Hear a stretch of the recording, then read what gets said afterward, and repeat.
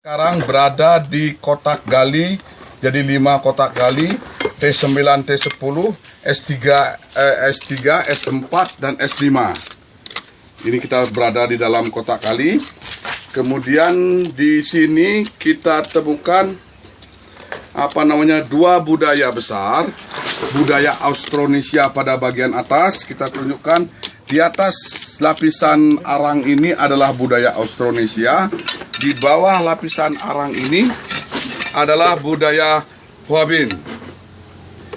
Nah, pada budaya Austronesia ini kita temukan kapak persegi, kita temukan gerabah poles merah, slip coklat, dan slip hitam yang belum banyak dibicarakan di Indonesia. Ketika kita lakukan perbandingan atas hasil analisa karbon, menunjukkan kisaran masanya 4.000 tahun yang lalu. Nah, kemudian kita juga mendapatkan budaya-budaya Hwabin, diantaranya adalah alat serpih dan Sumatralit. Nah, itulah yang mengindikasikan bahwa budaya sebelum Austronesia adalah budaya Hwabin. Kemudian di selain itu kita juga temukan kerangka dalam kaitannya dengan budaya Austronesia dan tengkorak dalam kaitannya dengan budaya Hwabin. Nah, selain itu kita juga temukan berbagai tulang hewan, diantaranya tulang ikan, tulang kerbau atau sapi, bovidae, tulang babi, kambing hutan, dan lain-lain hewan kecil lainnya. Tapi yang dalam penelitian kali ini kita berhasil menampakkan femur gajah.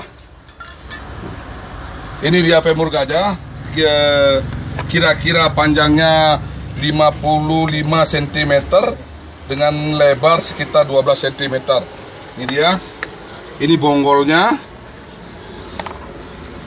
Dan selain itu kita temukan juga bagian daripada sangat mungkin ini adalah sangat mungkin ini adalah rambut daripada bagian ekor gajah. Ini sangat mungkin. Ini rambut daripada ekor gajah. Ini bagian tulang vertebra, mungkin juga sampai kepada ekornya, kita belum tahu persis.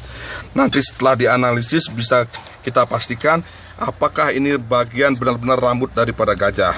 Ini ditemukan tidak jauh dari tulang-tulang ini semua. Tidak jauh daripada tulang-tulang ini, bagian daripada tulang gajah. Artinya kalau gajah itu bagian daripada hewan yang dikonsumsi pada masa itu, diburu, sekalipun mungkin perburuannya sifatnya pasif. Artinya perburuan pasif itu mereka tidak benar-benar mengejar hewan itu, tetapi lebih kepada melihat posisi gajah itu sendiri. Kalau gajah itu dalam kondisi yang kurang menguntungkan, nah barulah diburu.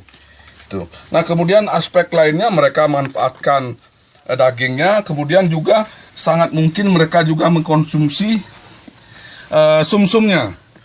Karena dari beberapa kerusakan tulang menunjukkan ada upaya pemotongan dan juga pembelahan bagian sumsum untuk mendapatkan sumsum.